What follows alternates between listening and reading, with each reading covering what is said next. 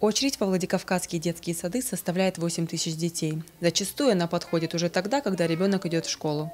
Городская администрация планомерно решает проблему.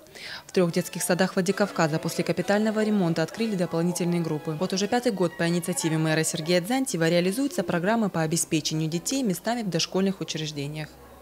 В течение этого периода с 2009 года по нынешнее время открыто более 100 групп. Это позволило в общей сложности обеспечить детей города Владикавказа более 2000 дополнительными местами.